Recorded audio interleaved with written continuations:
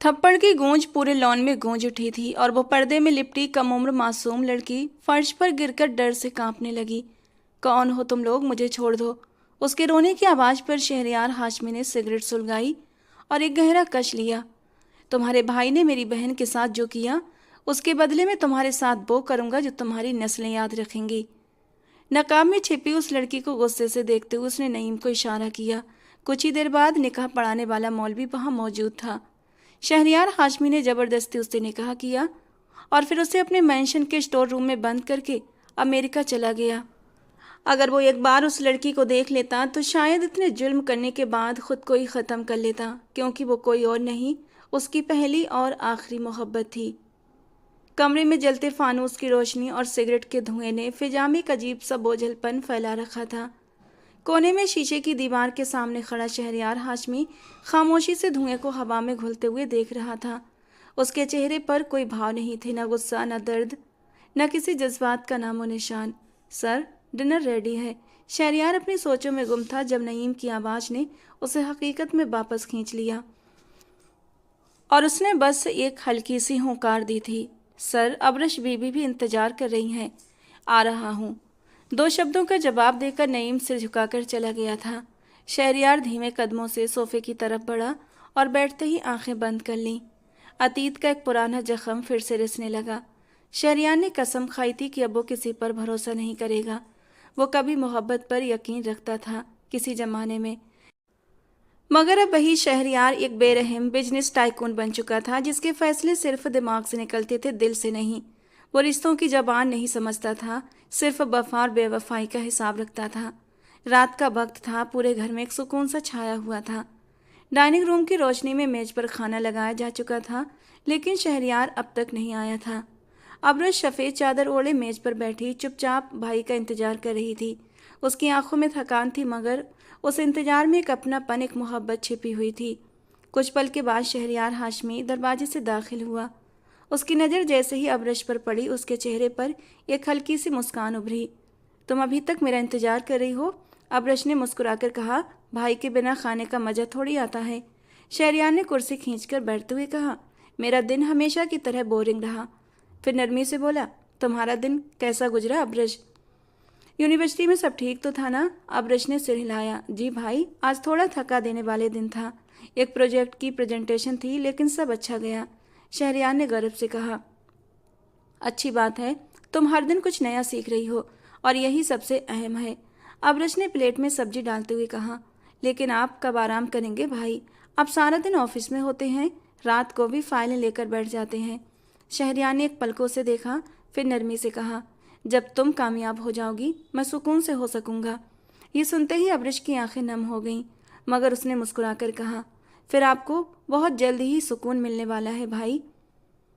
दोनों बहन भाई हल्की सी मुस्कान के साथ खाने में बिजी हो गए। डाइनिंग रूम में खामोशी थी, मगर उस खामोशी में एक अजीब सा सुकून, एक अपनापन, एक बेआवाज मोहब्बत गूंज रही थी।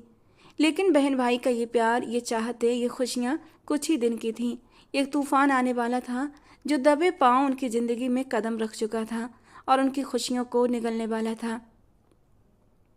एक आम सी गली, एक आम सा मोहल्ला और उसमें बना हुआ एक छोटा सा 2 मंजिला मकान, जो असद साहब की ज़िंदगी की पूरी जमा पूंजी है। उनका घर और उनके बच्चे। वो एक ईमानदार सरकारी मुलाजिम है। पिछले 25 साल से वो इस मामूली तनख्वाह पर इसी दफ्तर में काम करते आ रहे हैं। उनकी ज़िंदगी बहुत सादा मगर गरिमापूर्ण रही है। उनकी बीबी आमना एक पूरी तरह घरेलू औरत हैं, जो न केवल घर की हर जिम्मेदारी निभाती हैं, बल्कि अपनी औलाद की तरबियत सलीका और मोहब्बत से संवारती आई हैं। असद और आमना के 3 बच्चे हैं। बड़ा बेटा वासिफ, जो ग्रेजुएशन के बाद शहर से बाहर एक दूसरे शहर में हॉस्टल में रहकर मास्टर्स कर रहा है। वो गंभीर मिजाज, शांत स्वभाव और बहुत जिम्मेदार लड़का है। छोटा बेटा दानिश, जिसने हाल ही में पढ़ाई पूरी की है और अब एक अच्छी नौकरी की तलाश में है। वो खुश मिजाज और बेहद शौक शरारती है, मगर अंदर से संवेदनशील और बाप की तरह जिम्मेदार। और फिर है घर की सबसे लाडली 21 साल की आयशा, जो यूनिवर्सिटी में पढ़ रही है, आंखों में सपने बसाए हुए, मगर एक समझदार लड़की। ये तीनों बहन भाई आम मगर सलीकेदार, कम बोलने वाले, मगर बेहद काबिल हैं। उनके सपने बड़े हैं, मगर उन सपनों तक पहुंचने का सफ़र सीमित साधनों और माँ बाप की दुआओं के सहारे तय होना था। घड़ी ने रात के 8 बजाए। आमना बेगम ने चूल्हे से खुशबूदार सालन की देगची उतारी। छोटी सी लकड़ी की टेबल पर एक बाउल में सब्जी रखी, साथ में रोटियां, चावल और घर में बना हुआ अचार भी रखा। अम्मी, ये बताएं खाने में क्या है? आज की खुशबू तो वैसी है जैसे मोहल्ले में ईद हो गई हो। दानिश ने बात काटते हुए मजाक के अंदाज में कहा। बेटा, वही तुम्हारी पसंद का चिकन कोरमा और आलू की तरकारी है, आमना ने हंसते हुए कहा। सब लोग हंसने लगे। दस्तरखान पर जैसे ही सबने खाना शुरू किया, मामूली छोटी छोटी बातें शुरू हो गईं। पापा, बासिफ भाई को कॉल की थी आज? आयशा ने पूछा। हाँ, बात हुई थी, वो खैरियत से है। कल उसका एक इम्तिहान है, तुम दुआ करना। मेरा बेटा बहुत मेहनत कर रहा है, अकेले दूसरे शहर में रहना आसान नहीं है। अम्मी, बासिफ भाई तो ऐसे हैं जैसे कोई मशीन हो, न शोर, न हंसी, न गुस्सा, बस पढ़ाई पढ़ाई पढ़ाई। असद साहब मुस्कुरा दिए। वही मशीन कल तुम सबका सहारा बनेगी, उसे दुआओं की ज़रूरत है, मजाक की नहीं। खाने के दौरान हल्की फुल्की बातें होती रहीं। खाने के बाद सबने मिलकर सामान समेटा। आमना बेगम बर्तन रसोई में ले गईं, दानिश पानी के गिलास रखने लगा और आयशा रुमाल से मेज साफ करने लगी। असद साहब सोफे पर बैठे अखबार उठाकर चश्मा लगाया और धीरे से बोले, यही होते हैं सुकून के लम्हे, जब घर में सब एक साथ हों। आमना जी ने दरवाजे से आवाज़ दी। सुकून सिर्फ तनख्वाह से नहीं आता, बल्कि रिश्तों की खुशबू से आता है। सब एक बार हंस पड़े और वो छोटा सा आंगन एक पूरी और प्यार भरी जिंदगी की कहानी में बदल गया, ये जाने बिना कि आने वाला समय उनके इस खुशहाल घराने को बिखेर कर रख देगा। वो अपनी हंसती मुस्कुराती बेटी को हमेशा के लिए खो देंगे। जिंदगी अपनी राह पर चल रही थी। हर दिन वही पुरानी सुबह होती। सूरज वैसे ही पूरब से निकलता और शहरयार हाशमी के घर की खिड़की पर पड़ती सूरज की पहली किरण अबरश के चेहरे को छूती तो वो नींद से जागती, हल्की सी अंगड़ाई, फिर मेज पर रखा अलार्म की लॉक बंद करते हुए एक नज़र दीवार पर लगे कैलेंडर पर डालती, जहाँ जिंदगी महीनों में बटी अपनी रफ्तार से आगे बढ़ रही थी। अबरश शहरयार हाशमी की आंख का तारा थी, उसकी इकलौती और बेहद लाडली बहन, जिसके लिए वो इस दुनिया से लड़ने का हौसला रखता था। वो प्राइवेट यूनिवर्सिटी में बीएससी के 4थे सेमेस्टर की छात्रा थी। हर रोज सुबह वो हल्के रंग के दुपट्टे में लिपटी किताबों से भरा बैग कंधे पर डालकर यूनिवर्सिटी जाती। उसकी ज़िंदगी एकदम सादा थी। क्लासेज, असाइनमेंट्स, दोस्तियाँ और समय पर घर वापसी। अबरश ना तो बहुत ज़्यादा खुलकर हंसने वाली लड़की थी, ना ही बहुत ज़्यादा शांत। वो अपने दायरे में रहने वाली लड़की थी। जिन कुछ लड़कियों से उसकी दोस्ती थी, वही उसकी पूरी दुनिया थी। उसकी एक सबसे अच्छी दोस्त थी सबा। अक्सर कहती, अबरश तुम इतनी गंभीर क्यों रहती हो, थोड़ा खुलकर जियो ना। मुझे घर से सिर्फ पढ़ाई की अनुमति है, मज़े की नहीं, और वैसे भी भाई का भरोसा मेरे लिए सबसे कीमती है। अबरश मुस्कुराकर जवाब देती। वो एक सादी और मासूम लड़की थी जिसकी ज़िंदगी उसके भाई के चारों ओर घूमती थी। यूनिवर्सिटी में कुछ प्रभावशाली छात्र भी थे, जिनमें फहद का नाम सबसे ऊपर था। एक राजनीतिक परिवार का बेटा जो अपनी दहशत और ताकत का खुला प्रदर्शन करता। अबरश हमेशा उससे बचकर चलती, कभी आंख नहीं मिलाती, कभी बेवजह की बातचीत में हिस्सा नहीं लेती। मगर शायद कुछ नज़रों को इनकार और बेपरवाही ही सबसे बड़ा चैलेंज लगती है। अबरश को कुछ दिनों से अजीब सा महसूस हो रहा था। फहद और उसके 2 दोस्त अक्सर रास्ते में खड़े हो जाते, कभी नज़रअंदाज करना पड़ता, कभी जल्दी से आगे निकल जाती। मगर उसने अपने भाई शहरयार से कुछ नहीं कहा, क्योंकि वो जानती थी कि उसके भाई का गुस्सा तूफान से कम नहीं होगा। शहरयार इस समय अपने बिजनेस ट्रिप पर था। रोज रात अबरश उसे एक मैसेज भेजती, भाई मैं ठीक हूँ, आप अपना ख्याल रखें। और जवाब आता, तुम मेरी जिम्मेदारी हो, तुम्हारा ख्याल ही मेरा सुकून है। जिंदगी अपनी राह पर चल रही थी। जैसे जैसे दिन गुजरते यूनिवर्सिटी में अबरश के लिए माहौल और भी अधिक असुरक्षित होता जा रहा था। उसकी सहेली सबा ने उससे एक दिन कहा, अबरश मुझे डर लगता है उन तीनों लड़कों से, अगर कभी कोई बात हो तो मुझे तुरंत बता देना, वादा करो। अबरश ने हल्के से सिर हिला दिया। बस दुआ करो सबा, सब ठीक रहे। वो दिन भी बस आम सा ही दिन था। सुबह अबरश ने अपने भाई के साथ नाश्ता किया, यूनिवर्सिटी के लिए निकली और रोज़मर्रा की तरह क्लासेस लेने लगी। मगर दिल में एक अनजानी सी बेचैनी थी, जैसे कुछ गलत होने वाला हो। मगर किस्मत तो अपने फैसले चुपचाप सुनाती है, और जब तूफान आता है तो कोई चीज़ पहले जैसी नहीं रहती। उस दिन मौसम बड़ा अजीब सा था, हल्की बारिश, धुंधली हवा, सबको जल्दी निकलना था और अबरश को एक आखिरी असाइनमेंट जमा कराना था। जब सब लोग जा चुके, अब्रश ने लाइब्रेरी से असाइनमेंट जमा करा के लाइब्रेरी के बाहर खड़ी अपने नोट्स समेट रही थी। तभी एक जाना पहचाना सा चेहरा पास आया। काली शर्ट में सजा हुआ अजीब सी मुस्कान के साथ वो लड़का रुक गया और हल्के लहजे में कहा, अब्रश, मैम फरीहा ने अभी अभी मुझे कहा है कि तुम्हें नीचे ई ब्लॉक की खाली क्लास में तुरंत आना है। वो कुछ डिस्कस करना चाहती हैं, शायद तुम्हारी प्रेजेंटेशन के बारे में। अब्रश एकदम से चौंकी। मैम ने मुझे तो कुछ नहीं कहा। वो अभी अभी कैंटीन के रास्ते से नीचे जा रही थी। उन्होंने जल्दी में कहा है कि तुम्हें तुरंत भेज दूं। शायद उनके पास समय कम है। अब्रश ने इस लड़के को पहचानने की कोशिश की। हाँ, ये तो वही लड़का था जो अक्सर फहद के साथ नजर आता था। नाम शायद अली था। वो फहद का करीबी क्लास फेलो था और अपने बेबाक अंदाज, शरारत और हद से बड़ी बेपरवाही के लिए मशहूर था। अब्रश के दिल में एक पल के लिए हल्की सी हिचकिचाहट उभरी, मगर मैम फरीहा का नाम सुनकर वो थोड़ा शांत हुई। आखिर वो उनकी सब्जेक्ट टीचर थी और अब्रश हमेशा उनके सामने एक अच्छी छात्रा बनकर रही थी।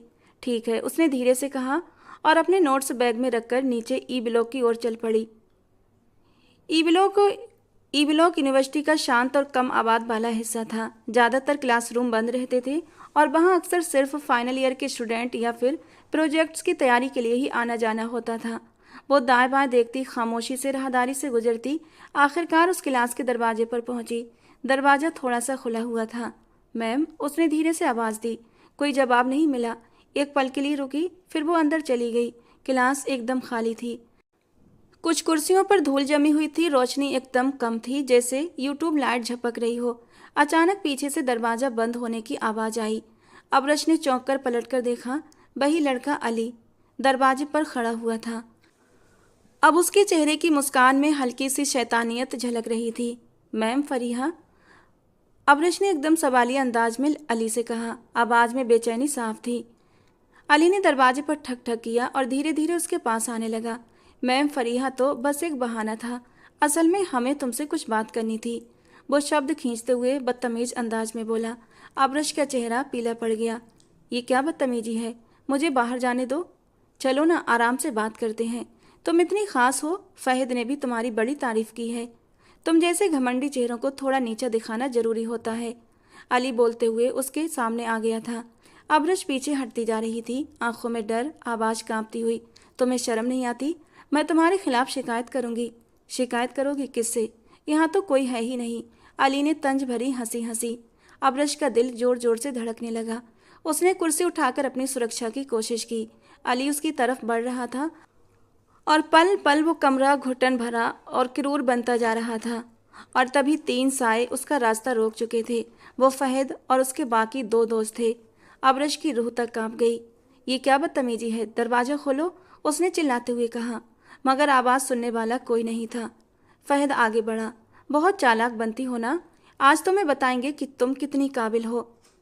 अब्रश ने भागने की कोशिश की, चिल्लाने की भी कोशिश की, मगर सब बेकार। कमरा बंद था और 3 दरिंदे आज़ाद। अत्याचार का वो पल शब्दों में नहीं कहा जा सकता।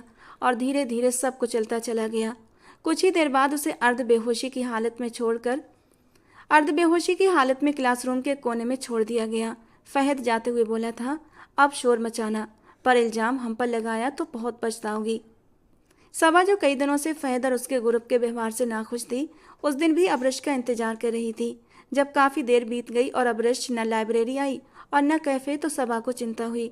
उसने आसपास देखा, बाकी दोस्तों से पूछा, लेकिन किसी को कुछ पता नहीं था। और फिर उसे याद आया कि किसी ने कहा था अली अब्रश को कुछ कहने आया था। दिल में डर पैदा हुआ। या अल्लाह, वो ई ब्लॉक की तरफ तो नहीं ले गया? सबा दौड़ती हुई नीचे आई।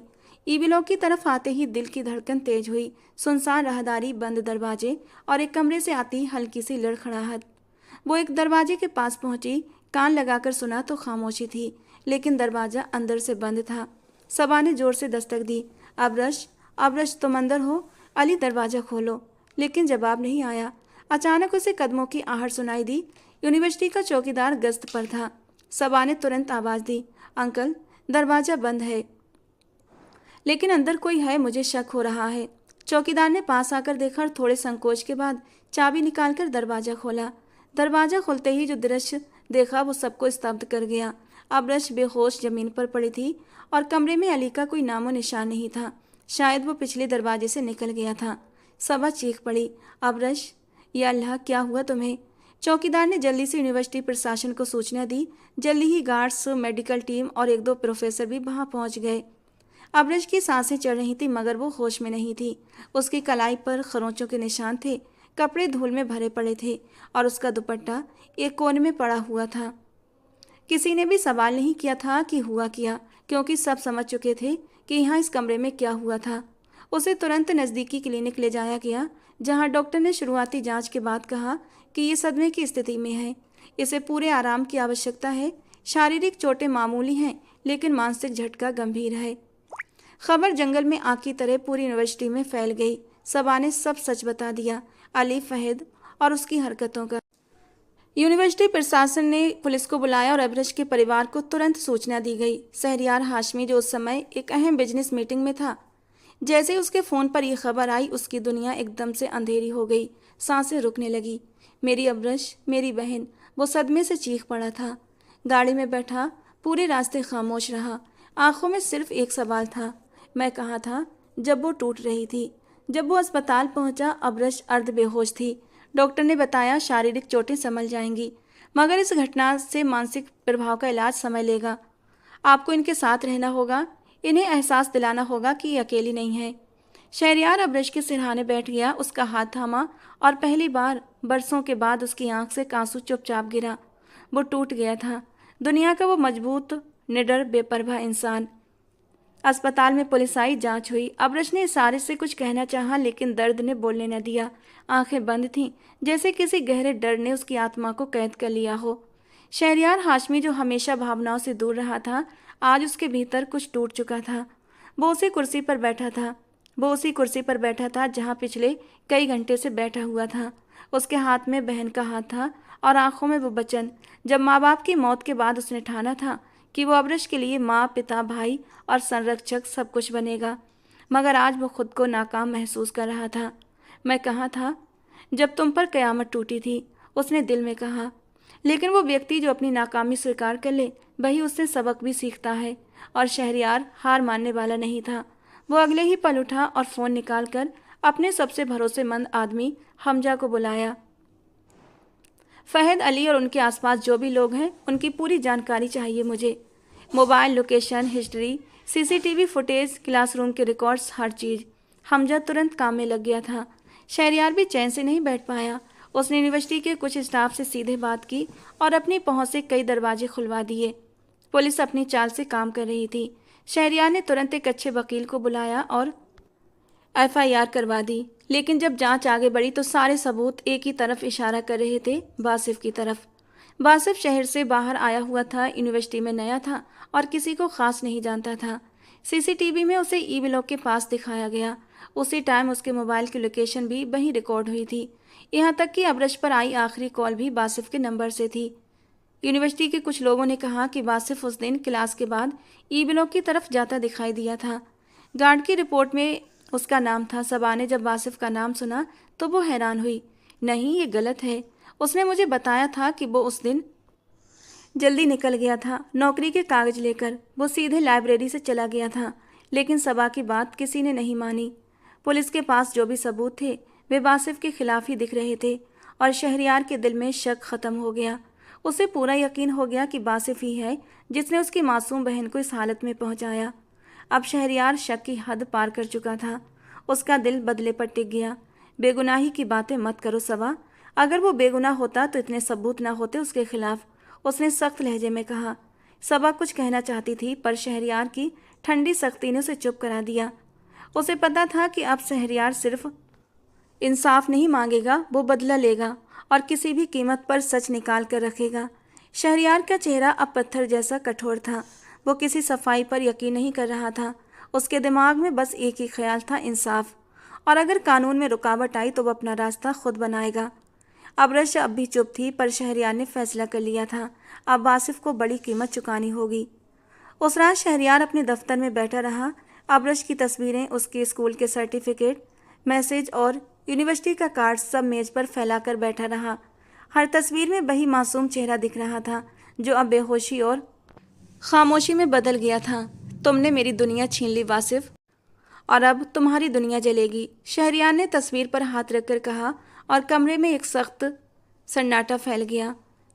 यूनिवर्सिटी का हॉस्टल हमेशा की तरह इस शाम भी कुछ शांत था। कमरा नंबर 214 बासिफ का हमेशा की तरह साफ सुथरा और किताबों से भरा हुआ था। वो बिस्तर पर बैठा अगले हफ्ते होने वाले टेस्ट की तैयारी में व्यस्त था। उसका व्यवस्थित और शांत स्वभाव उसकी पहचान थी। अचानक दरवाजे पर जोर से खटखटाहट हुई। कौन? बासिफ ने दरवाजे की ओर देखकर कहा। पुलिस, दरवाजा खोलो। एक कड़क आवाज़ सुनाई दी। बासिफ का दिल एक पल के लिए धक से रह गया। वो उठकर दरवाजा खोलता है तो सामने 3 वर्दीधारी अफसर और एक सिविल कपड़ों में इंस्पेक्टर खड़ा था। बासिफ, यानी असद के बेटे? इंस्पेक्टर ने कागज पर नजरें गड़ाए हुए पूछा। जी मैं हूँ, क्या बात है? इंस्पेक्टर ने बिना झिझक कागज उसके सामने लहराया। आप पर अब्रश हाशमी के साथ दुराचार का गंभीर मामला दर्ज हुआ है। आपको अभी इसी समय हिरासत में लिया जा रहा है। बासिफ को ऐसा लगा जैसे किसी ने गर्म पानी उसके मुंह पर डाल दिया हो। उसका चेहरा अचानक से पीला पड़ गया, होंठ कांपने लगे। क्या क्या कह रहे हैं आप? मैंने कुछ भी नहीं किया। अफसर ने आगे बढ़कर उसे पकड़ा और उसे हाथ में हथकड़ी पहना दी। मेरी बात सुनिए, मैं यूनिवर्सिटी में ही था, मैंने कुछ भी नहीं किया, आप गलती पर हैं। वासिफ की आवाज़ तेज होने लगी, लेकिन हॉस्टल के कॉरिडोर में सिर्फ खामोशी और लड़कों की फुसफुसाहटें थीं। कमरे के दरवाजे खुलने लगे। हॉस्टल के बाकी छात्र भी बाहर निकल आए। सबकी आंखों में हैरानी और फुसफुसाहटें थीं। यार, वही बासिफ, वही सीधा साधा लड़का? नहीं, मुमकिन नहीं कि उसने ये सब। हो सकता है यार, क्या पता, मासूम चेहरे के पीछे कुछ और भी छिपा होता है। बासिफ की हथकड़ी में बंधी कलाई को देखकर जैसे सबकी निगाहों में उसके लिए दया और शक दोनों ही साथ में उभरे। कोई भी उसके पक्ष में बोलने को तैयार नहीं था। पुलिस उसे जबरदस्ती नीचे ले जा रही थी और बासिफ की आंखें फटी फटी सी थी। वो बार बार दोहरा रहा था, मैं बेगुनाह हूँ, मुझे फंसाया गया है, मुझे किसी ने साजिश का शिकार बनाया है, मैंने कुछ नहीं किया। लेकिन पुलिस अफसरों को न सुनाई दे रहा था न दिखाई दे रहा था। उनके लिए वो सिर्फ एक आरोपी था जिसे उन्हें लॉकअप में पहुंचाना था। उसी समय एक सीनियर अफसर फोन पर शहरयार हाशमी को सूचना देता है। सर, आरोपी वासिफ को हॉस्टल से गिरफ्तार कर लिया गया है। शहरयार की आवाज़ शांत लेकिन ठंडी थी। बहुत अच्छा, अगला कदम मीडिया तक खबर पहुंचाओ, उसे दुनिया के लिए सबक बनाओ। दूसरी ओर वासिफ के कमरे की लाइटें बुझ गईं। उसके सपने, उसकी मेहनत, उसकी सच्चाई सब किसी निर्दयी आरोप की अंधेरी छाया में ढल चुकी थी। अंदर किचन में असद साहब चाय बना रहे थे। उसी समय गेट पर जोर से खटखट हुई। आमना बीबी चौंक कर उठी। अल्लाह भला करे, इतनी जोर से कौन दरवाज़ा खटखटाता है? दरवाज़ा खुला तो बाहर उनके पड़ोसी राशिद चाचा और उनका बेटा रिजवान खड़े थे। रिजवान के हाथ में मोबाइल था और चेहरे पर घबराहट। आपा, जल्दी से टीवी खोलो, तुरंत अभी। बासिफ को पुलिस ने पकड़ लिया है और उसका नाम न्यूज़ पर आ रहा है। आमना बीबी के हाथ से तस्वीर गिर गई और वो तुरंत अंदर की तरफ दौड़ी। असद साहब हैरान होकर उनके पीछे भागे। रिजवान ने जल्दी से मोबाइल उनके सामने रखा। एक लोकल न्यूज़ चैनल लाइव चल रहा था। यूनिवर्सिटी हॉस्टल से एक छात्र की गिरफ्तारी, जिस पर अपनी साथी छात्रा अब्रश हाशमी के साथ दुराचार का आरोप है। पुलिस के अनुसार आरोपी का नाम बासिफ बिन असद है, जो हाल ही में दूसरे शहर से पढ़ाई करने आया था। टीवी स्क्रीन पर वासिफ की तस्वीर भी दिखाई दी। हाथों में हथकड़ी, चेहरा पीला, आंखों में आंसू और एकदम हैरानी। आमना बीबी चीखकर फर्श पर बैठ गईं। या अल्लाह, ये झूठ है, मेरा बेटा ऐसा नहीं कर सकता। असद साहब का रंग पीला पड़ गया। वो मुश्किल से अपने पैरों पर खड़े थे। ये कोई गलतफहमी है, ये किसी साजिश का नतीजा है। मेरा बेटा ऐसा नहीं कर सकता। वे दीवार के साथ लगकर बैठ गए। उनके दिल की धड़कन तेज हो चुकी थी, सांसें उखड़ रही थीं। आमना बीबी अर्ध बेहोशी की हालत में रोते हुए बस एक ही बात दोहरा रही थीं, मेरे बासिफ पर इल्ज़ाम लगाया गया है, किसी ने फंसाया है उसे, या अल्लाह इंसाफ कर। मोहल्ले की औरतें इकट्ठी होने लगीं, कुछ दुख जताने, कुछ तमाशा देखने। एक पड़ोसन शाइस्ता बीबी ने कहा, आप धैर्य रखें, हो सकता है गलती हो गई हो। आमना बीबी की चीख निकली। गलती? किसी की इज्जत, किसी की परवरिश, किसी की माँ के सपनों पर उंगली उठाना गलती है? उसी समय पुलिस की गाड़ी मोहल्ले में दाखिल हुई। मोहल्ले वाले दरवाजों से झांकने लगे। पुलिस ने दरवाजे पर खटखट की। असद साहब कांपते हाथों से बाहर आए। इंस्पेक्टर ने औपचारिक अंदाज में कहा, हमें वासिफ के कमरे की तलाशी लेनी है। आमना बीबी बीच में आ गई। क्या है तुम लोगों को? अभी तो उसे पकड़ा है, अब घर में क्या ढूंढ रहे हो? इंस्पेक्टर ने नजरें घुमाई। ये कानूनी कार्रवाई है बीबी, अगर बेगुनाह होगा तो अदालत छोड़ देगी। कमरे की तलाशी ली गई, अलमारी, बैग, किताबें, लैपटॉप, यहाँ तक कि दराज तक खंगाल दी गई। हर चीज़ उलट पुलट कर रख दी गई। कुछ घंटों के बाद एक और लोकल चैनल पर यह खबर चली, आरोपी के कमरे से कुछ संदिग्ध कागजात और लैपटॉप डेटा कब्जे में ले लिया गया है। जांच जारी है। खबर जैसे खंजर की तरह आमना बीबी के सीने में उतर गई। असद साहब ने सिर पकड़ लिया। उनके आंसू अब संयम के बंधन तोड़ चुके थे। वो रात इस घर में खामोशी की रात नहीं थी। एक माँ की सिसकियाँ, एक पिता का टूटता गर्भ और एक परिवार की इज्जत का अंतिम संस्कार थी। और कहीं दूर एक जांच कक्ष में बासिफ लगातार दोहरा रहा था, मैं बेगुनाह हूँ, मैंने कुछ नहीं किया, मुझे फंसाया गया है। रात के 10 बज चुके थे। अस्पताल का माहौल शांत मगर भारी था। शहरयार अभी भी अब्रिश के बाट से बाहर निकलकर अपने ऑफिस पहुंचा था, जहां उसका भरोसेमंद आदमी हमजा पहले से कुछ फाइलें और एक लैपटॉप के साथ इंतजार कर रहा था। क्या पता चला? शहरयार ने बिना किसी परिचय के पूछा, लहजा ठंडा मगर आदेशपूर्ण। हमजा ने एक फाइल शहरयार के सामने रखी। सर, लड़के का नाम बासिफ है, पूरा नाम बासिफ असद, गुरुग्राम से आया है, यहाँ यूनिवर्सिटी के हॉस्टल में रहता है, मास्टर्स का स्टूडेंट है, फाइनल सेमेस्टर में है। शहरयार ने चुपचाप फाइल खोली। उसमें एक प्रोफाइल तस्वीर, स्टडी रिकॉर्ड और परिवार की जानकारी लिखी हुई थी। घर? शहरयार ने प्रश्न भरी नज़रों से देखा। मध्यम वर्ग का घर है सर। पिता असद हुसैन एक सरकारी विभाग में क्लर्क हैं, माँ आमना बीबी एक गृहिणी हैं, एक छोटा भाई दानिश जो अभी नौकरी की तलाश में है और एक बहन आयशा जो यूनिवर्सिटी में पढ़ रही है। हमजा ने विस्तार से बताया। वासिफ खुद भी पार्ट टाइम जॉब करता रहा है, स्कॉलरशिप पर पढ़ता है, बहुत साधारण जीवन जी रहा है। शहरयार की उंगलियां फाइल के पन्नों पर फिसल रही थीं, लेकिन उसके चेहरे पर कोई नरम भाव नहीं था। तो वो इन सबके बीच दरिंदा कैसे बन गया? उसने खुद से कहा, जैसे खुद को समझा रहा हो। हमजा ने धीरे आवाज में कहा, सर, उसके खिलाफ सबूत बहुत मजबूत हैं, लेकिन उसके परिवार को जब पता चला तो वो लोग हक्का बक्का रह गए। शहरयार की नज़रें एक पल के लिए ठहर गईं। उसने एक तस्वीर उठाई जिसमें वासिफ अपने भाई के साथ जन्मदिन का केक काट रहा था। बहुत ही साधारण सा मंजर था, एक छोटा सा कमरा, सादी सी मेज, मोमबत्तियाँ और चेहरों पर सच्ची खुशी। ये चेहरा, इसके पीछे इतना अंधेरा कैसे छुपा हो सकता है? शहरयार ने खुद से कहा। हमजा ने अपनी बात जारी रखी, सर, उसके माँ बाप की हालत बहुत ख़राब है, खासकर उसकी माँ आमना बीबी। वो सदमे से बोल भी नहीं पा रही हैं। शहरयार ने एक पल के लिए आंखें बंद की, फिर तुरंत चौंक कर सीधे होकर बैठा, जैसे उसके दिल में सहानुभूति की एक झलक उठी हो, लेकिन उसने तुरंत उसे दबा दिया। मेरी बहन भी 2 दिन से आंखें नहीं खोल रही हमजा। उनके आंसू मेरी सहानुभूति के हकदार नहीं। उसकी आवाज़ में कठोरता और फैसला झलक रहा था। जी सर, आप ठीक कह रहे हैं, लेकिन जो भी है वो एक सामान्य परिवार है, बहुत साधारण और सम्मानित। शहरयार ने गहरी सांस ली और मेज पर पड़ी फाइल को बंद कर दिया। उसके चेहरे पर उलझन, दर्द और जिद की मिलीजुली परछाइयाँ थीं। उसने उठकर खिड़की के पार अंधेरे आसमान को देखा। कभी कभी लगता है कि सच बहुत गहरा दफन होता है और जो सामने होता है वो हमेशा हकीकत नहीं होता। लेकिन अगर वासिफ दोषी है तो उसका परिवार उसे बचा नहीं पाएगा, और अगर वो बेगुनाह है।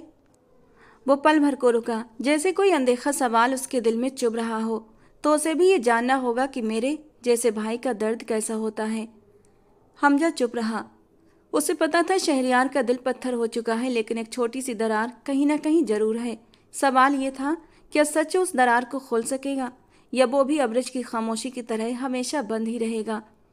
सबा की रातें पिछले कुछ दिनों से उलझन में कट रही थीं, क्योंकि वो जानती थी कि वो लड़का जो हमेशा नरम लहजे में बोलता है, जो दूसरों की मदद के लिए हमेशा 2 कदम आगे होता है, जिसने कभी किसी को तकलीफ नहीं दी, वो इतना घिनौना अपराध नहीं कर सकता। जब उसे ये खबर मिली कि बासिफ को हॉस्टल से गिरफ्तार कर लिया गया है, वो स्तब्ध रह गई थी। उसके पैरों तले से जमीन खिसक गई थी।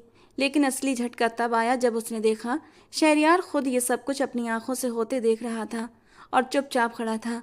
कई दिनों तक वो उलझन में रही, लेकिन आखिरकार उसने फैसला किया कि उसे शहरयार से बात करनी है। यूनिवर्सिटी की पार्किंग में शहरयार अपनी गाड़ी की ओर बढ़ रहा था कि सबा उसके रास्ते में आ गई। शहरयार, मुझे तुमसे बात करनी है प्लीज़। उसकी आवाज़ कांप रही थी, लेकिन उसके लहजे में मजबूती थी। शहरयार उसे देखकर एक पल के लिए रुक गया। उसके चेहरे पर वही ठंडे से भाव थे जिन्होंने सबा को हमेशा एक अनजाने फासले पर रखा था। सबा, अगर ये वासिफ के बारे में है तो बेहतर है कि तुम चुप रहो। नहीं, मैं चुप नहीं रह सकती, वो एकदम तड़प कर बोली। तुम उसके बारे में जो सोच रहे हो वो सब गलत है। वासिफ ऐसा नहीं कर सकता। वो बेगुनाह है। शहरयार की आंखों में एक पल के लिए चिंगारी सी झलकी। उसने एक कदम आगे बढ़ाया। उसके होंठ सख्ती से दबे हुए थे। तुम्हें क्या लगता है, मैं अंधा हूँ या भावुक हूँ या फिर नासमझ? तुम उस लड़के को जानती हो शायद कुछ महीनों से, और मैं अपनी बहन को बचपन से जानता हूँ। वो इस दिन अपनी हालत में नहीं थी। उसने खुद को बचाने की कोशिश की। उसकी तकलीफ मैंने अपनी आंखों से देखी है। लेकिन सबूत? सब एकदम रुहासी होकर बोली। क्या सिर्फ कैमरे की लोकेशन और एक कॉल ये साबित करती है कि वो दोषी है? क्या तुमने सोचा वो किसी के जाल में भी तो फंस सकता है? शहरियार ने कड़वी हंसी हंसी। जाल? और ये सब तुम कह रही हो? क्या तुम्हें अंदाजा है कि तुम्हारी ये बातें उसकी फैमिली को कैसे बचाती हैं? इसी बीच शहरियार का फोन बजा और वो उससे सुनने के लिए वहां से थोड़ी दूर पर हट गया। उसी समय पीछे से फहद आया, जो कई दिनों से सबा पर नजर रख रहा था। वो बड़ी अर्थपूर्ण मुस्कान के साथ बोला, सबा, अगर ज्यादा सच्चाई की तलाश में निकल गई तो वासिफ के अलावा तुम्हारी अपनी फैमिली के बारे में भी बहुत कुछ सामने आ सकता है। तुम जानती हो ना तुम्हारे पिता कहाँ काम करते हैं और उनका किन किन से संबंध था? सबा एक पल के लिए चकरा गई। वो जानती थी फहद सिर्फ धमकी नहीं दे रहा, उसके पास सच में कुछ था जो वो इस्तेमाल कर सकता था। फहद जा चुका था और वो गुमसुम खड़ी थी। सबा, मैं तुम्हारी इज्जत करता हूँ, लेकिन तुम्हें मेरी बहन के अपराधी के पक्ष में बोलने का कोई हक नहीं। अगर तुम अपनी हदों का ध्यान नहीं रखोगी तो बेहतर है कि मेरे रास्ते से दूर रहो। सबा की आंखें आंसुओं से भर गईं। उसने शहरयार से कुछ कहना चाहा, लेकिन जबान जैसे बंद सी हो गई थी। उसने एक नज़र शहरयार के चेहरे पर डाली जो पत्थर की तरह सख्त था। ना कोई नरमी, ना कोई सवाल, ना उम्मीद। वो चुपचाप पीछे हट गई। अस्पताल के कमरे में चुप्पी इतनी गहरी थी कि दिल की धड़कनें भी साफ सुनाई दे रही थीं। एंटीसेप्टिक की तेज गंध, लगातार बीप बीप करती मशीनें और सफ़ेद चादरों में लिपटा वो शरीर, ये सब शहरयार के नसों पर हथौड़े की तरह बरस रहे थे। अबरश 3 दिन से कोमा में थी। उसकी सांसें चल रही थीं, लेकिन असंगत और कमज़ोर। उसका चेहरा पीला पड़ चुका था, जैसे जिंदगी धीरे धीरे उससे छिनती जा रही हो। शहरयार उसके पास बैठा, उसका हाथ थामते चुपचाप उसे देखता रहा। उसे बहन की हर सांस में अपनी बेबसी का जहर घुलता महसूस हो रहा था। कुछ पल पहले ही डॉक्टर कमरे में आया था। उसने फाइल बंद करते हुए संक्षिप्त लेकिन गंभीर शब्दों में कहा था, हम दुआ कर रहे हैं लेकिन पेशेंट की हालत अभी भी गंभीर है। अगले 24 घंटे नाजुक होंगे। शहरयार की आंखों में एक पल के लिए धुंध सी छा गई। उसके दिमाग में उसके माँ बाप का वो वचन गूंजने लगा जो उसने उनकी मौत के बाद अब्रश से किया था कि वो कभी भी उस पर आँच नहीं आने देगा। और आज उसने खुद से पूछा, आज वो मेरे सामने बेजान पड़ी है और मैं कुछ नहीं कर सका। वो एक झटके से उठकर खड़ा हुआ। उसकी सांसें भारी हो चुकी थीं, जैसे अंदर कोई लावा उबल रहा हो। कमरे से बाहर निकलकर उसने अपना फ़ोन निकाला और एक नंबर डायल किया। हमजा? जी सर। वासिफ यूनिवर्सिटी में किस किस से मिलता था? उसके आसपास कौन है? जी सर, काम हो रहा है। और सुनो, शहरयार की आवाज़ अब लोहे जैसी थी, मैं वासिफ की बहन को ढूंढना चाहता हूँ, आज अभी, चाहे कुछ भी हो जाए। सर, समझ गया। कॉल बंद हुई और शहरयार ने मुट्ठियाँ कस लीं। उसका चेहरा पत्थर जैसा कठोर था। आंखों में ना तो दया की जगह थी और न आंसू, सिर्फ बदले की चमक थी। उसने फिर अब्रश के कमरे की ओर रुख किया। उसकी सांसें अभी भी धीरे धीरे चल रही थीं। उसका चेहरा देखकर शहरयार के अंदर घाव और भी गहरे हो गए। वो धीरे से उसके पास आया, कान के पास झुककर बोला, तुमने बचपन में कहा था ना मुझसे कि भाई तुम मेरे हीरो हो, तो आज वो वक्त आ गया है अब्रश। अब तुम्हारा भाई वही बनेगा, मगर सिर्फ तुम्हारा नहीं, हर उस बहन का जो जालिम की दरिंदगी का शिकार हुई। फिर उसने जेब से वो तस्वीर निकाली जिसमें अब्रश नन्ही सी बच्ची थी और शहरयार ने उसके कंधे पर हाथ रखा हुआ था। मैं वादा करता हूँ जो पल तुमसे छीना गया, मैं वासिफ और उसके जैसे हर दरिंदे से छीन लूँगा। उसकी दुनिया भी इसी तरह जलाई जाएगी। अस्पताल के बाहर शाम का अंधेरा फैल रहा था, लेकिन शहरयार के रूह में उठते तूफान को न कोई रात, न कोई दुआ, न कोई सफाई रोक सकी। यूनिवर्सिटी की दोपहर आमतौर पर जैसी होती थी वैसी ही थी। क्लासें चल रही थीं, कॉरिडोर में छात्र छात्राएं हंसी मजाक में बिजी थे और लाइब्रेरी के आसपास सन्नाटा था। मगर इसी शोर शराबे के बीच एक निगाह सब पर गड़ी हुई थी, वो निगाह जिसने किसी की बहन को इंसाफ दिलाने की कसम खा रखी थी। आयशा जो अपनी क्लास से बाहर निकली थी, कैफे की ओर जा रही थी। उसे अंदाजा भी नहीं था कि आज का दिन उसकी जिंदगी बदल देगा। जैसे ही वो राहदारी से कैफे में दाखिल हुई, दो अजनबी लड़के उसके रास्ते में खड़े हो गए। माफ कीजिए, आपका बैग गिर गया, एक ने कहा, और जैसे ही वो पीछे को मुड़ी थी, दूसरे ने तेजी से नशे वाला रुमाल उसके मुंह पर रख दिया। आयशा ने मुश्किल से एक दबी दबी सी चीख निकाली थी और उसके बाद सब कुछ धुंधला हो गया। 10 मिनट के बाद एक काली शीशों वाली गाड़ी यूनिवर्सिटी के पीछे के गेट से तेजी से निकली और शहर की भीड़ में खो गई। किसी को भी पता नहीं चला कि उस गाड़ी में वही लड़की बैठी थी जिसका गुनाह सिर्फ ये था कि वो एक बहन थी।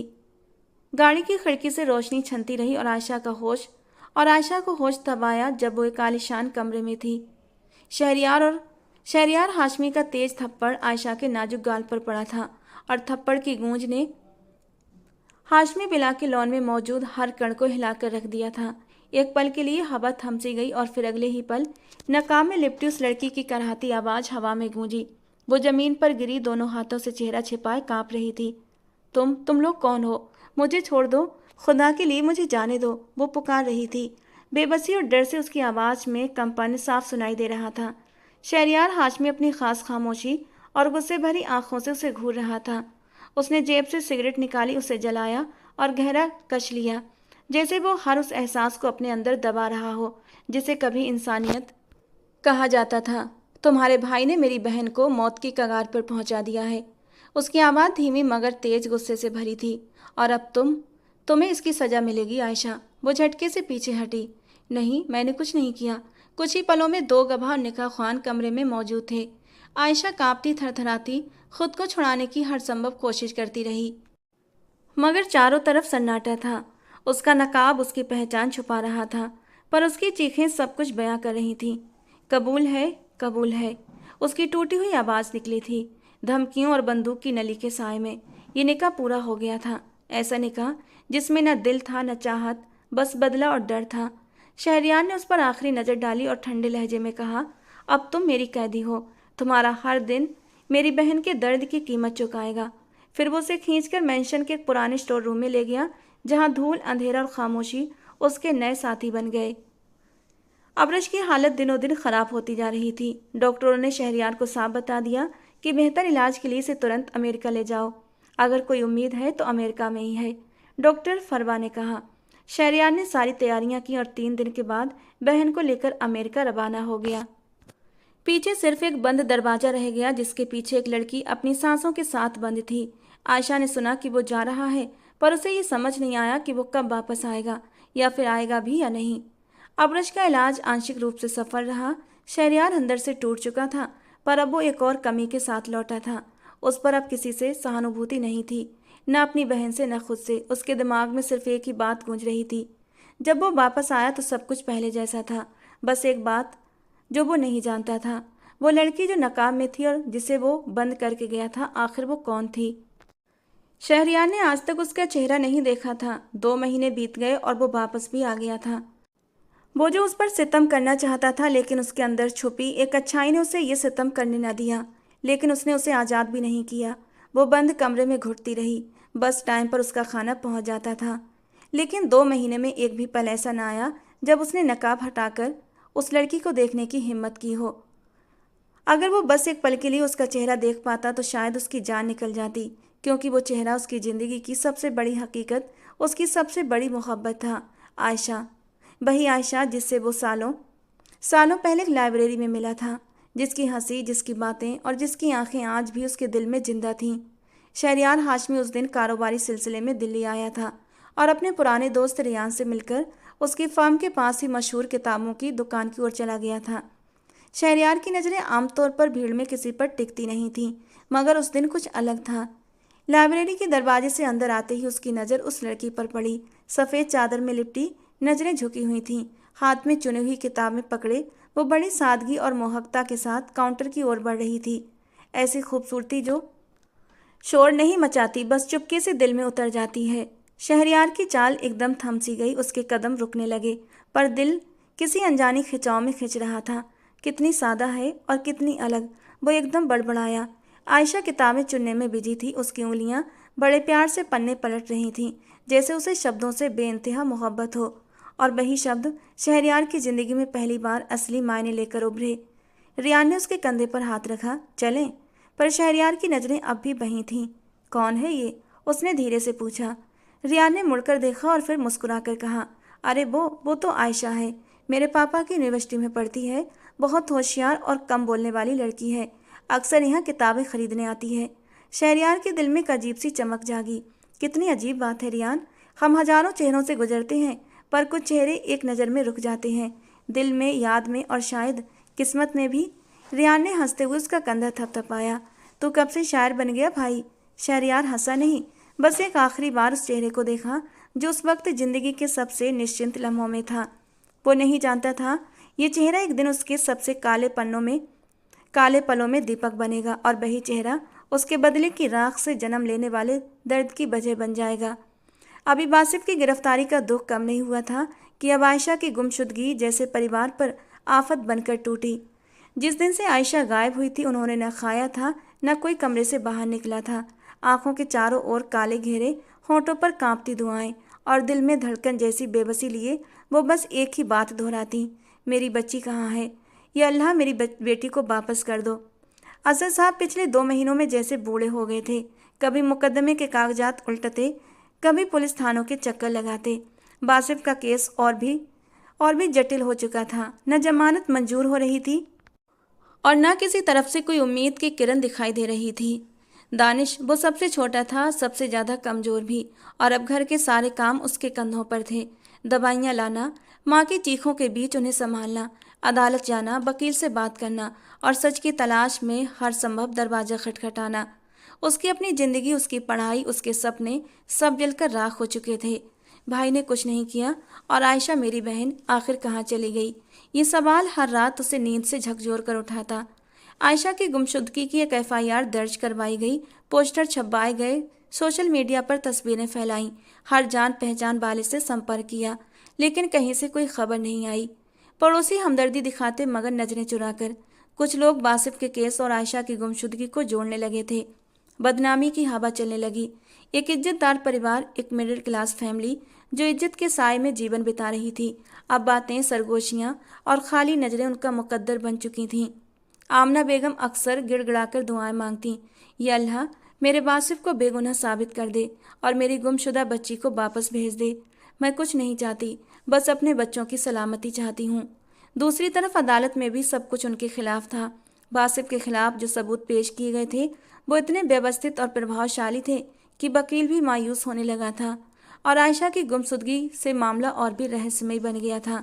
दानिश रोज अकेले बैठकर आयशा की पुरानी तस्वीरें देखता, बासिफ के कमरे में जाकर उसकी किताबें सेट करता और आमना बेगम के घुटनों के पास बैठकर उनके कांपते हाथों को थामता। अम्मी, कुछ नहीं होगा, अल्लाह है ना। भाई भी आएगा और आयशा भी। मगर उसकी अपनी आवाज़ में विश्वास की चमक फीकी पड़ चुकी थी। शहरयार हाशमी की लंबी कद काठी वाले व्यक्तित्व ने धीरे से अंदर कदम रखा। सामने जमीन पर वो घुटनों में सिर छिपाए स्थिर बैठी थी। शहरयार के कदमों की आवाज़ पर वो कांप गई। हल्की सी हलचल हुई। सर उठाकर देखा तो उसके चेहरे पर नकाब नहीं था और शहरयार को एक जोरदार झटका सा लगा था। वही कंपन, वही हलचल, जैसे लाइब्रेरी में वो किताबों के ढेर के पास झुकी थी। वही पल जब वो पहली बार मिली थी, एक पूरी तरह अजनबी लेकिन दिल में उतर जाने वाली। उसकी आंखों के पर्दे पर दिल्ली की वो लाइब्रेरी चमक उठी, मगर अगले ही पल बहन का जख्मी चेहरा उसकी नज़रों के सामने आ गया। नहीं, वही चेहरा, वही आंखें, वही मासूम भोली सूरत जो कभी प्यार की पहली आहट बनी थी। शहरयार का दिल धड़कना भूल गया, मगर फिर जैसे किसी ने उसके अंदर तूफान भर दिया हो, वो एक झटके से पीछे हटा। चेहरा लाल हो गया, आंखों में कठोरता लौट आई। मक्कार हो तुम, उसने गुस्से से फुनकारते हुए कहा। तुमने भी बाकी की तरह नकाब के पीछे छिपकर वार किया, मेरी बहन को तोड़ दिया और अब तुम अपनी मासूम शक्ल दिखाकर दया की भीख मांगना चाहती हो। आयशा एकदम से सिहर कर रह गई थी। वो थोड़ा सा पीछे हटी पर हिम्मत नहीं हुई कुछ भी बोलने की। शहरयार का दिल चिल्ला चिल्लाकर कुछ और कहने को चाह रहा था, मगर उसने सिर्फ अपनी आवाज़ को दबा दिया। वो जोर से पलटा, दरवाजे की तरफ दौड़ा और तेज कदमों से बाहर निकल गया। दरवाजे के पार अंधेरे में उसका चेहरा पसीने से भीगा हुआ था। आंखों में लाइब्रेरी का वो पल अब भी चमक रहा था। काश तुम वो न होती जिसे मैं सजा देना चाहता था, मगर उसने दिल पर पत्थर रख लिया। कमरे में गहरी चुप्पी फैली हुई थी। सफ़ेद चादरों में लिपटा बिस्तर, गर्दन के नीचे नरम तकिया और उस पर अधखुली आंखों से छत को घूरती अबरश। वो अब कोमा से बाहर आ चुकी थी, लेकिन उसकी आंखों में जिंदगी की चमक नहीं थी, जैसे होश के साथ दर्द भी लौट आया हो। कमरे में मौजूद डॉक्टर नर्स उसका ख्याल रख रहे थे। डॉक्टर ने उसकी आंखों में टॉर्च से देखा, नब्ज चेक की और धीरे से कहा, आबरश बीबी, आप हमें सुन सकती हैं? अबरश ने धीमे धीमे सिर हिलाया। अबरश ने आंखें बंद कर रखी थीं, जैसे शरीर का बोझ अभी भी भारी हो। उसकी नज़रें धीरे से खुलीं और छत पर टिक गईं, तो कभी कमरे में मौजूद लोगों के चेहरों पर।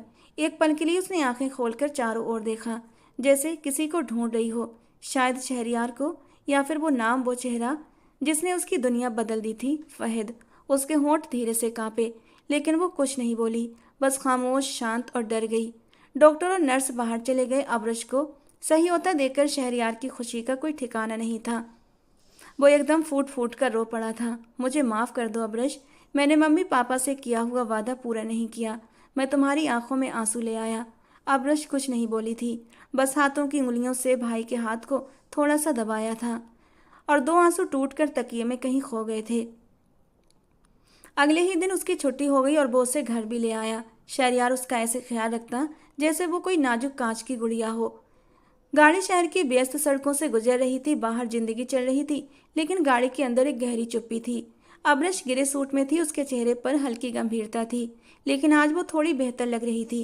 वो चलने फिरने लगी थी और आज पहली बार अदालत जा रही थी, अपने साथ हुए अन्याय के खिलाफ आवाज़ उठाने। शहरयार ड्राइविंग कर रहा था, उसकी नज़रें सड़क पर थीं, लेकिन दिल बेचैन था। अबरश, उसने धीरे से पुकारा, क्या तुम पूरी तरह तैयार हो? ये गवाही तुम्हारे लिए आसान नहीं होगी। अबरश ने धीरे से सिर हिलाया। मैं कमज़ोर थी, लेकिन अब और नहीं।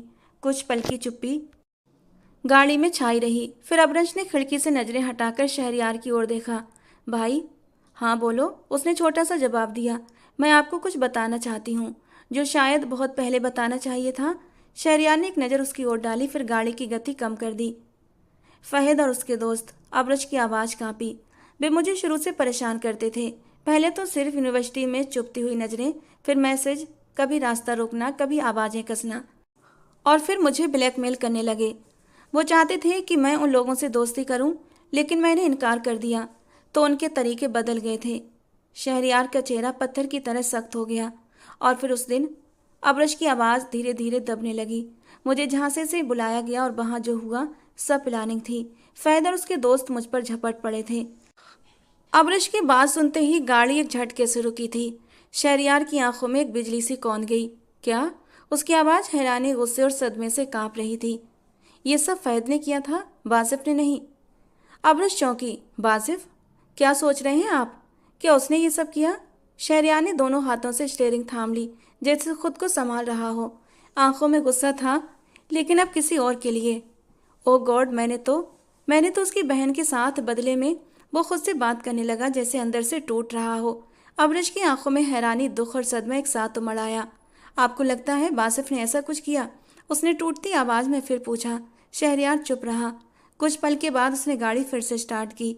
अदालत के बाहर भीड़ जमा थी। मीडिया, रिपोर्टर, सुरक्षाकर्मी, सबकी नज़रें इस हाई प्रोफाइल केस पर टिकी हुई थीं। शहरयार ने अबरश को संभालते हुए अदालत की सीढ़ियां चढ़ीं। अबरश पूरी तरह हिजाब में थी, लेकिन उसकी चाल में अब कोई कमजोरी नहीं थी, बल्कि कॉन्फिडेंस था। 2 महीनों की चुप्पी आज टूटने वाली थी। अदालत का कमरा पूरी तरह भरा हुआ था। जज साहब अपनी सीट पर बैठे थे, वकील अपनी फाइलों में व्यस्त थे। वासिफ को जेल की वर्दी में अदालत में लाया गया। उसके चेहरे पर थकान थी, लेकिन आंखों में उम्मीद की किरण थी। वो जैसे दूर खड़ी उस नकाब वाली लड़की को पहचानने की कोशिश कर रहा था। जज साहब ने केस की कार्यवाही शुरू की। वकील ने गवाहों को बुलाने की अनुमति ली। जज साहब, मैं अनुरोध करता हूं कि प्रभावित पक्ष मिस अबरश हाशमी को गवाह के रूप में पेश किया जाए। पूरा कमरा शांत हो गया। सबकी नजरें उस पर्दे में लिपटी लड़की पर टिक गई थीं, जो धीरे धीरे गवाही के कटघरे तक आई थी। शहरयार की नजरें अबरश पर जमी थीं। वो जानता था कि ये पल केवल बासिफ के लिए नहीं, खुद अबरश के लिए भी अजीब और कठिन है। अबरश ने शपथ ली और अपनी धीमी लेकिन आत्मविश्वासी आवाज़ में बयान देना शुरू किया। मेरा नाम अबरश हाशमी है। 2 महीने पहले मुझ पर हमला हुआ था। इस घटना में बासिफ शामिल नहीं था। वो मुझे बचाने आया था। असली अपराधी फहद और उसके दोस्त थे। अदालत में सरगर्मी की सरगोशियां गूंजने लगीं। फहद का चेहरे का रंग उड़ गया था। मैं जानती हूँ कि बासिफ को झूठे आरोप में फंसाया गया है। वो बेगुनाह है और मैं अदालत से अनुरोध करती हूँ कि न्याय दिलाया जाए। जज साहब ने पूरी गवाही सुनने के बाद थोड़ी सोच विचार विमर्श किया था और फिर फैसला सुनाने से पहले कक्ष में चुप्पी बनाए रखने का आदेश दिया। अदालत ने सभी सबूत, गवाही और मेडिकल रिपोर्ट के आधार पर यह निर्णय सुनाया कि बासिफ बेगुनाह है और उसे सभी आरोपों से बरी कर दिया गया। अदालत ने फहद और उसके तीनों साथियों की तुरंत गिरफ्तारी का आदेश दिया ताकि उन्हें कानून के अनुसार सजा दी जा सके। अदालत का कमरा एक पल के लिए शांत रहा, फिर जैसे हवा में राहत की सांस गूंजी। बासिफ की आंखों में आंसू आ गए, लेकिन ये कमजोरी की नहीं बल्कि धन्यवाद और राहत के थे। अब्रश की नजरें झुकी हुई थीं, लेकिन दिल संतुष्ट था।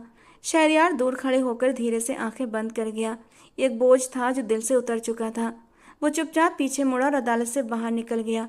शायद अब अपनी गलती के लिए प्रायश्चित का समय शुरू हो चुका था। अब्रश लॉन में बैठी थी। उसके सामने टेबल पर दवा की शीशियां और कुछ रिपोर्ट्स रखी थीं।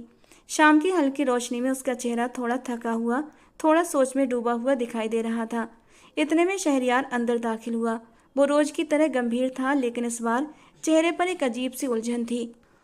वो कुछ कहना चाहता था, लेकिन शब्द जैसे गले में अटक गए हों। अब्रश ने नजरें उठाकर अपने भाई को देखा। आप कुछ परेशान लग रहे हैं भाई। शहरयार ने गहरी सांस ली और कुर्सी खींचकर अब्रश के पास बैठ गया। कुछ पल खामोशी में बीते। फिर उसने नजरें झुकाते हुए कहा, अब्रश, मुझे तुमसे एक सच कहना है जो शायद तुम्हें तकलीफ दे, लेकिन अब छिपाना संभव नहीं। अब्रश के माथे पर बल पड़ गए, दिल जैसे ठहर सा गया। क्या हुआ भाई, क्या बात है? शहरयार की आवाज़ भारी हो गई। वासिफ के बदले में मैंने उसकी बहन आयशा को कैद कर लिया, उसे यूनिवर्सिटी से अगवा करवाया और उसके साथ ज़बरदस्ती निकाह कर लिया। ये कहते ही वो जैसे शांत हो गया। आंखें झुकी थीं, हाथ मुट्ठियों में बंद। लेकिन अब्रश का चेहरा जैसे सुन्न हो गया, आंखें फैल गईं। क्या? वो तेजी से खड़ी हुई। उसकी आंखों में दुख, गुस्सा और बेयकीनी का मिश्रण था। भाई, आपने ऐसा किया क्यों? जबरदस्ती निकाह, अगवा, आपने उस मासूम लड़की के साथ ये सब किया जिसका कोई दोष नहीं था। शहरयार ने अपनी जगह से नजरें नहीं उठाई, जैसे जमीन में धंस जाना चाहता हो। अब्रश की आवाज़ लड़खड़ाने लगी, आंखों से आंसू निकलने लगे। मैंने तो आपको हमेशा अपना हीरो समझा था, वो भाई जो सही और गलत में फ़र्क जानता है। लेकिन आज आपने वही किया जो फहद ने मेरे साथ किया था। आप में और उनमें क्या फ़र्क रहा? शहरयार का दिल जैसे किसी ने मुट्ठी में लिया हो। अब्रश की आवाज़ में कंपन थी। मुझे आपसे ये उम्मीद नहीं थी भाई। मैं तो समझती थी आप मेरे लिए न्याय की निशानी है, लेकिन आप तो खुद किसी और की बेटी के साथ जुल्म कर बैठे। अब्रश ने एक आखिरी नज़र अपने भाई पर डाली और धीरे से रुख मोड़ गई।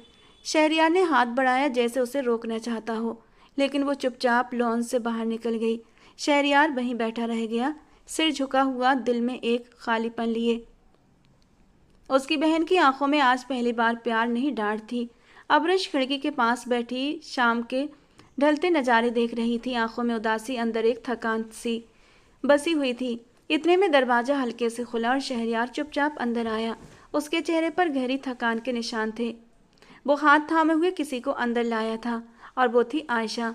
अब्रश ने पलट कर देखा, फिर धीरे से खड़ी हो गई। दोनों की नज़रें मिली, लेकिन होंठ चुप थे। अब्रश, मैं जानता हूँ मैंने गलत किया। अब्रश की नज़रें आयशा पर थीं, जो झुकी नज़रें लिए चुपचाप खड़ी थी।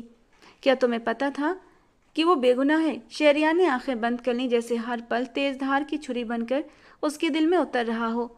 नहीं, मुझे तब पता नहीं था, और जब पता चला तब तक मैं सब कुछ बर्बाद कर चुका था। अब्रश ने धीरे से हाथ आगे बढ़ाया और आयशा का हाथ थामा। माफ़ी सिर्फ शब्दों से नहीं मिलती। शायद हम इस दर्द को कहीं पीछे छोड़ सकें। आयशा की आंखों में हैरानी और नमी एक साथ थी। वो पहली बार नज़रें उठाकर अब्रश को देख रही थी। मैं भी तुमसे माफ़ी मांगती हूँ। मैं जानती हूँ मेरी चुप्पी ने तुम्हारे ऊपर हुए अन्याय को लंबा किया है।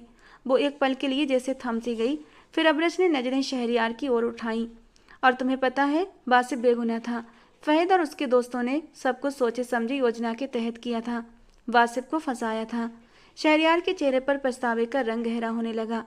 लेकिन वो अब्रश की आवाज़ भर गई, लेकिन वो मजबूत रही। और आज वासिफ रिहाई पा चुका है। ये सुनते ही आयशा ने चौंक कर अब्रश की ओर देखा। आंखों में खुशी की झलक आई, जैसे अंधेरे में रोशनी की किरण जाग उठी हो। अबरश ने धीरे से आयशा का हाथ छोड़ा और दरवाजे की ओर कदम बढ़ा दिए। अब तुम दोनों को अपनी लड़ाई खुद खत्म करनी है। मैं सिर्फ न्याय चाहती थी, वो मुझे मिल गया। वो कमरे से बाहर निकल गई। पीछे आयशा और शहरयार चुपचाप खड़े रहे। कुछ पलों के बाद शहरयार धीरे धीरे आयशा के पास आया और उसकी तरफ देखा और नरम स्वर में कहा, चलो। और वो उसके पीछे पीछे चल पड़ी। दोपहर का समय था। दरवाजे की घंटी बजी। दरवाजा खुला तो सामने शहरयार और अबरश के साथ आयशा खड़ी थी। वो हिजाब में लिपटी झुकी नजरें लिए बहुत चुप थी। अबरश ने धीरे से सलाम किया और शहरयार ने नजरें झुकाते हुए अंदर आने की अनुमति मांगी। वासिफ के माँ बाप दानिश और उसकी माँ दरवाजे पर हैरान खड़े थे। वे आयशा को जिंदा देखकर सन्न थे। आंखों में आंसू आ गए। माँ की जबान से बस एक आह निकली, मेरी बच्ची। आयशा ने कांपते हाथों से माँ का हाथ थामा। उसकी माँ ने उसे सीने से लगा लिया और फिर सब लोग मेहमान खाने में आकर बैठ गए। हम शर्मिंदा हैं बहुत ज़्यादा। हम यहाँ सिर्फ माफ़ी मांगने आए हैं। शहरयार ने धीरे से सामने रखे कालीन पर घुटने टेके और नजरें झुकाते हुए कहा, मैं अपराधी हूँ आप सबका। मैंने भावनाओं में आकर जो किया उसका कोई औचित्य नहीं बनता। मैं बस आप सबसे माफ़ी मांगने आया हूँ। आयशा की माँ के चेहरे पर गहरी पीड़ा के निशान उभरने लगे। वो कुछ कहने ही वाली थी कि तभी दरवाजा खुला और वासिफ अंदर आया।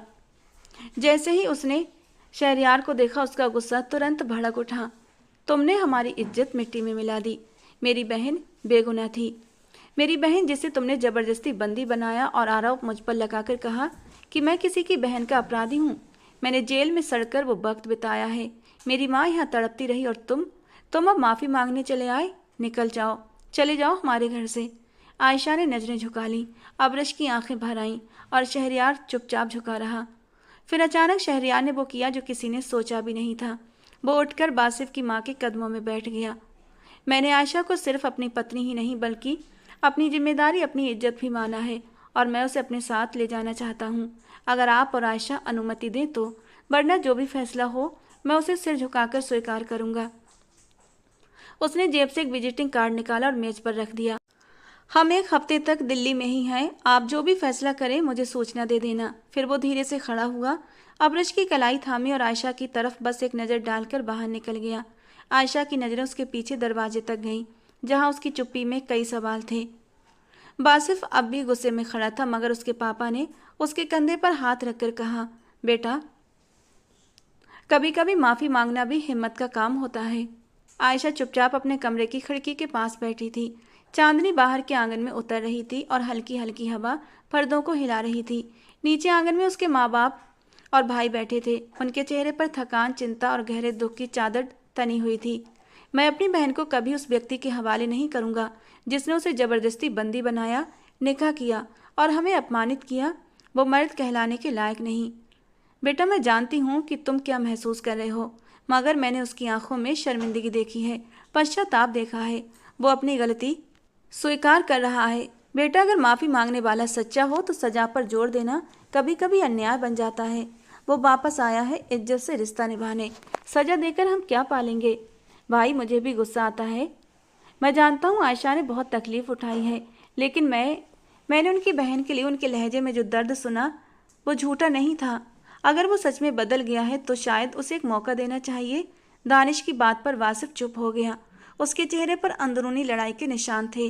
वो कुछ पल आंखें बंद किए बैठा रहा, लेकिन नाम में सर हिलाया, नहीं, मैं अपनी बहन को उस व्यक्ति के पास नहीं भेज सकता। मैं तलाक का केस दायर करूँगा।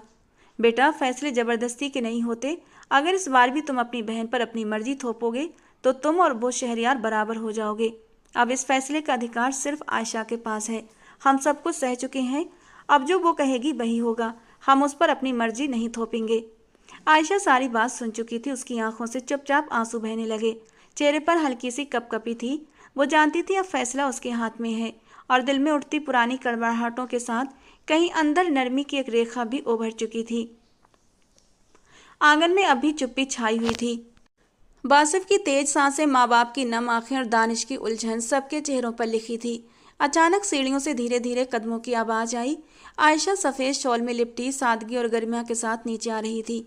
उसकी आंखों में शांति थी, मगर चेहरा थकान और बीते 2 महीनों की पीड़ा की गवाही दे रहा था। सबकी नज़रें उस पर ठहर गईं। आयशा ने आकर सबके बीच खड़े होकर नरम मगर मजबूत आवाज़ में कहा, मेरी ज़िंदगी का फैसला अब सिर्फ मेरा होगा। हाँ, उसने मुझे बंदी बनाया, जबरदस्ती निकाह भी किया, तकलीफ दी, लेकिन उसने मेरी तरफ कभी गलत नज़र नहीं डाली। उसका मकसद सिर्फ हमें पीड़ा देना था, हमें वो दर्द देना था जो उसकी बहन ने सहा। उसकी आंखों में नमी उभर आई। मगर आज उसने माफ़ी मांगी है, सच में पछताया है वो। मुझे नहीं लगता कि वो वही इंसान है जिसने मुझे बंदी बनाया था। वो बदल गया है पापा, और मैं उसके साथ रहने को तैयार हूँ। ये मेरा फैसला है, और मुझे लगता है शायद यही मेरे लिए बेहतर है। एक पल के लिए खामोशी छा गई। वासिफ की आंखें लाल हो गईं। वो कुछ बोलने लगा, लेकिन माँ ने हाथ थाम कर रोका। फैसला तुम्हारा है बेटी, और हम तुम्हारे साथ हैं। आयशा चुपचाप हाँ में सर हिलाती है। अबरिश के मुजरिमों को 10 साल की सजा सुनाई गई थी और साथ में 10 लाख रुपये का जुर्माना। अदालत से बाहर निकलते हुए रिपोर्टर्स और कैमरों की चमक थी। वकील पत्रकारों को संक्षिप्त बयान दे रहा था, जबकि शहरियार ने अबरिश से कहा, तुमने हिम्मत की एक नई मिसाल कायम की है। तुमने न केवल खुद को बचाया, बल्कि सच को भी जीतने दिया। अबरिश ने हल्की मुस्कान के साथ जवाब दिया, मुझे सच बताने की हिम्मत उस दिन मिली जब तुमने मेरे सिर पर हाथ रखा था। आज सबके सिर से एक बोझ उतर गया है। आयशा ने एकदम पीछे से आकर कहा, और एक अध्याय हमेशा के लिए बंद हो गया है। आसमान पर नारंगी और सुनहरे रंग बिरंगे रंग बिखरे हुए थे। ठंडी हवा पेड़ों की शाखाओं पर सरगोशियां कर रही थी। बगीचे में सजे हुए मेजों पर चाय, मिठाई और हल्की संगीत का इंतजाम था। आज कोई खास अवसर न होते हुए भी दिलों में त्योहार जैसी खुशी थी। अबरिश हल्के रंग के कपड़ों में नरम मुलायम मुस्कान लिए सोफे पर बैठी थी। उसके चेहरे पर अब वो जख्म नहीं थे जो अतीत के दर्द से जुड़े थे, बल्कि एक सुकून था, एक नरमी जो जीवन की नई शुरुआत की निशानी थी। उसके बगल में शहरियार और आयशा बैठे थे। आयशा का चेहरा चमक रहा था। उसके होंठों पर वही मुस्कान थी जिसने कभी लाइब्रेरी में शहरियार को रोका था। शहरियार ने धीरे से उसका हाथ थामा और प्यार से कहा, मुझे यकीन नहीं आता कि मेरी जिद, मेरी गलती मुझे इतना खूबसूरत अंजाम देगी। आयशा हंसते हुए बोली, अंजाम? ये तो शुरुआत है शहरियार, एक नए सफ़र की। उसी समय वासिफ अंदर आता है, सफ़ेद कुर्ते में, नरमी से मुस्कुराता हुआ अबरिश के पास बैठता है। दोनों की नज़रें मिलती हैं। एक चुपचाप सा वादा बंध जाता है दोनों के बीच। मम्मी पापा ने शादी की तारीख तय कर दी है, अगले महीने की 15 तारीख। अबरिश की नज़रें झुक जाती हैं, होंठों पर शर्मीली मुस्कान उभरती है। उसी समय आयशा की माँ ट्रे ली आती हैं और सबको चाय देती हैं। उनके चेहरे पर एक माँ का सुकून और गर्व झलकता है। अल्लाह का शुक्र है कि मेरे सभी बच्चे एक साथ दिल से खुश हैं, वो आसमान की ओर देखकर कहती है। और यही माँ बाप के लिए सबसे बड़ी दुआ होती है। अब समय है कि हम नई पीढ़ी को जीने दें, उनकी गलतियों को भी गले लगाएं और उनकी खुशियों को अपना सुकून बनाएं। दानिश सबके बीच आकर कहता है, अम्मी आप बस बताएं शादी का केक किस फ्लेवर का होना चाहिए, बाकी सब इंतजाम मैं देख लूँगा। सबके चेहरों पर हंसी गूंजती है। शाम की नरम रोशनी में एक परिवार जो कई परीक्षाओं से गुजरा आज पूरी तरह संतुष्ट और खुश है। कभी सोचा नहीं था कि जिन रास्तों पर नफरत लेकर निकला था वही रास्ते प्यार की मंजिल तक लेकर आएंगे। यही तो जीवन का सौंदर्य है, जहाँ इंसान बदलता है और समय भी उसका साथ देता है। दोस्तों, कहानी कैसी लगी कमेंट बॉक्स में ज़रूर बताना। पसंद आई हो तो प्लीज़ लाइक करना। रोज़ ऐसे ही नई और रोमांटिक कहानियों के लिए हमारे चैनल से जुड़े रहें। मिलते हैं दोस्तों अगली किसी नई कहानी के साथ।